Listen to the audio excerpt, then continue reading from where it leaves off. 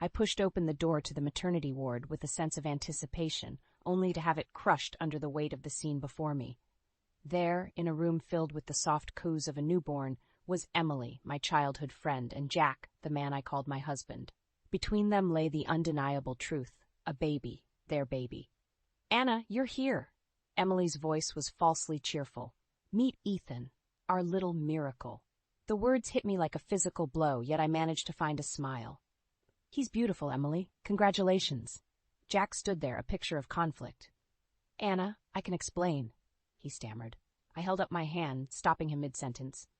"No need, Jack. I think the situation speaks for itself." Emily's eyes gleamed with a mix of victory and spite. "We didn't plan this, Anna. These things just happen." The coldness in my chest spread as I looked at them, my life unraveling in front of my eyes. "Yes, things just happen," I echoed hollowly. Jack's eyes begged for understanding. "Anna, please, let's talk about this." I shook my head, the reality setting in. "There's nothing to discuss, Jack. You've made your choice." Emily butted in, her voice sharp. "It's not like you were starting a family anyway. What with your career and all." I felt a surge of anger, but quickly masked it with a calm exterior. "My career has nothing to do with this betrayal, Emily. You know that." Jack tried to reach out, his face etched with regret. "Anna, I'm sorry. I never wanted to hurt you." I stepped back, avoiding his touch. "But you did, Jack. You both did." Turning to leave, I could feel their eyes on my back, heavy with unspoken words and guilt. As I walked out, Emily's voice, laced with fake concern, followed me. "Take care, Anna. We really are sorry." Outside, the hospital's pristine halls felt suffocating. I pulled out my phone with trembling hands and dialed a familiar number. "It's me." It happened. The baby, it's Jack's. My voice was steady, belying the chaos within. "I need your help. We need to meet immediately." The call ended, and I was left staring at the sterile walls, my mind racing. This was not just a betrayal, it was a declaration of war, and I was not going to retreat. A week later, I sat across from my old friend, Lisa, at a quiet cafe downtown. Lisa had been my confidant since college, the one person who knew me inside out. "Anna, how are you holding up?" Lisa's concern was evident in her eyes. I took a deep breath, steadying my voice. "I'm managing. It still feels unreal, you know?" Lisa reached across the table, squeezing my hand. "I can only imagine. But why did you want to meet? Is there something you're planning?" A flash of determination crossed my face. "I can't let them get away with this, Lisa. I need to do something." Lisa leaned in, her expression serious. "What are you thinking, Anna?" I hesitated for a moment before speaking. "I want to expose them, make them feel the pain they've caused me." Lisa nodded, understanding my need for retribution. "Do you have a plan?" I outlined my idea, watching as Lisa listened intently. "First, I need to gather evidence. Texts, emails, anything that proves their affair." "Smart move," Lisa commented. "But how will you get this evidence?" "I have access to Jack's laptop. He's careless with passwords, and I know Emily's routine. It won't be difficult to catch her off guard." Lisa's eyes narrowed in thought. "And after you get this evidence?" I felt a cold resolve settle within me. "I'm going to expose them publicly. At the Smith family reunion next month, Jack's entire family will be there." Lisa's eyes widened. "That's bold, Anna. But what about the repercussions?" I met her gaze squarely. "I've thought about it. I'm ready for whatever comes next. They need to pay for their betrayal." Lisa sighed, offering a supportive smile. "I'm with you, Anna. Whatever you need, I'm here." I felt a surge of gratitude for Lisa's unwavering support. "Thank you, Lisa. I'll need your help to pull this off." We spent the next hour strategizing, plotting each step with meticulous care. As I left the cafe, a sense of purpose filled me. Jack and Emily had shattered my world, but I was going to rebuild it on my terms. They would soon learn the cost of their deceit. The evening was chilly as I parked outside Jack's office building, waiting. Tonight was crucial. I needed to access his laptop to find undeniable proof of his betrayal with Emily. As Jack's car finally pulled out of the parking lot, I slipped inside, using the spare key he didn't know I had. My heart pounded as I made my way to his home office, a room once filled with shared dreams and now just a symbol of his deceit. I booted up his laptop, my fingers flying over the keys. Emails, messages, photos, the evidence of their affair unfolded before me. My heart ached, but I pushed the pain aside. This was about justice now. "Anna, what are you doing here?" I spun around, startled. Jack stood in the doorway, his face a mix of surprise and guilt. "I could ask you the same, Jack, working late or just avoiding coming home." My voice was steady, but my insides churned with anger. Jack sighed, running a hand through his hair. "I'm sorry, Anna. I know I've hurt you." I scoffed, turning back to the laptop. "Sorry doesn't even begin to cover it, Jack. I trusted you." Jack moved closer, his voice softening. "Anna, let's talk. We can fix this." I spun around, anger flaring. "Fix this? How, Jack? By pretending you didn't betray me with my best friend?" Jack flinched at my words, but his expression hardened. "It wasn't planned, Anna. It just happened." I laughed bitterly. "It just happened. That's your excuse? You destroyed our marriage, Jack." Jack's gaze dropped. "I know I made a mistake, but I still love you, Anna." I shook my head in disbelief. "Love? Is that what you call this? Sneaking around, lying to my face?" Jack reached out, but I stepped back. "Don't, Jack. We're beyond that now." My eyes returned to the laptop screen, the evidence glaring back at me. "I have what I need now. Proof of your little affair." Jack's eyes widened in panic. "Anna, please, think about what you're doing." I met his gaze, my resolve unwavering. "I have thought about it, Jack, and I'm just getting started." Leaving Jack standing there, I walked out with the evidence I needed. It was time for them to face the consequences of their actions. The day of the Smith family reunion arrived, a perfect stage for the unveiling of Jack and Emily's deceit. I had meticulously planned every detail, the evidence securely tucked away in my purse. As I entered the grand hall, adorned with family portraits and laughter, I felt a surge of adrenaline. This was it, the moment of truth. Jack spotted me first, his eyes widening in surprise and worry. "Anna, you came. I wasn't sure you'd—" I cut him off with a cold smile. "Miss this? Not for the world, Jack." Emily, seeing me, hesitated before approaching with a forced smile. "Anna, it's good to see you." I nodded curtly, my gaze scanning the room. "Quite the gathering, isn't it?" As dinner commenced, I felt the eyes of Jack's family on me, their whispers barely concealed. I bided my time, waiting for the perfect moment.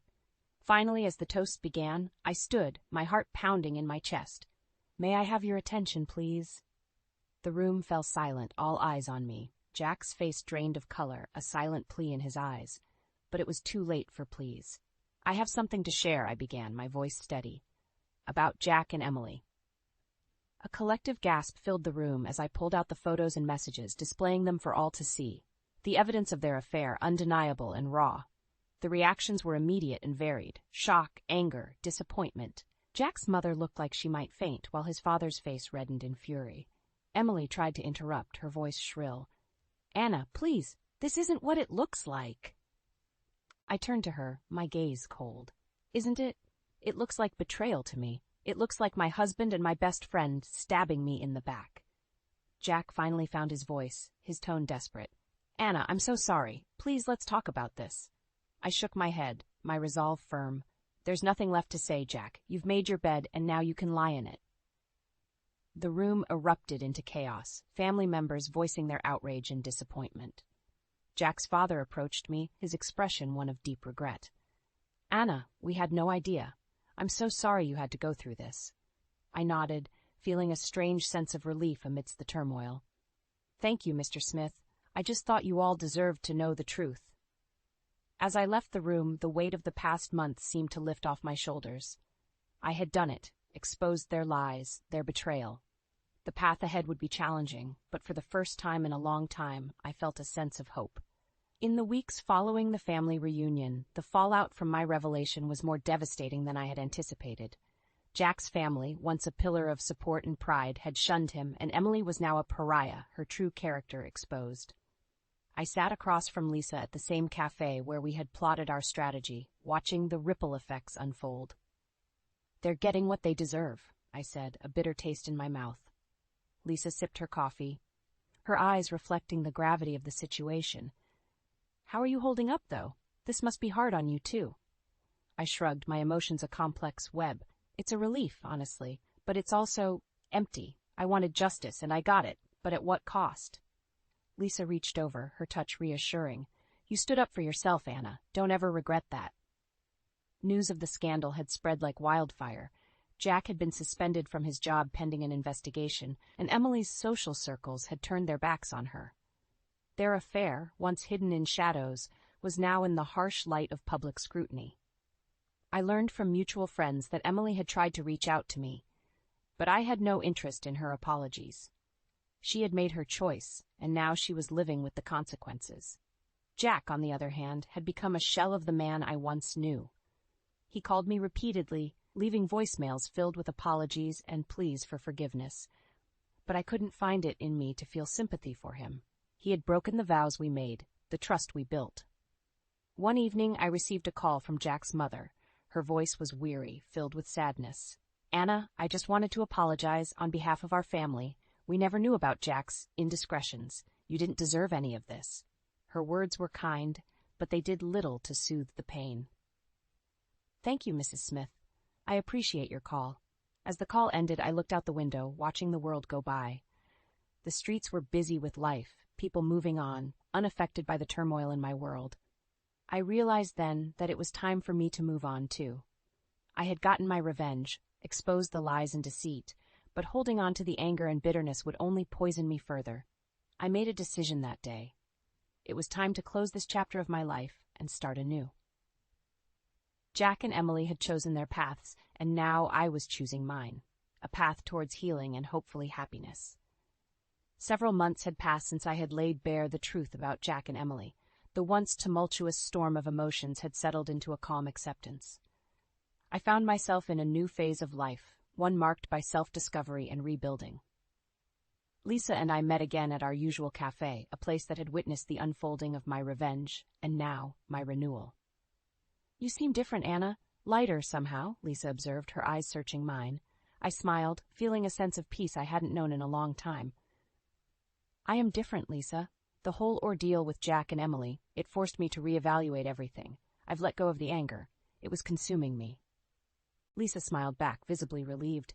"I'm so glad to hear that. Holding on to anger is like drinking poison and expecting the other person to die." I nodded in agreement. "And I've got news. I've decided to start a new chapter in my life." Lisa leaned in, her curiosity piqued. "Do tell." "I'm moving," I announced. "A new city, a new job, a fresh start."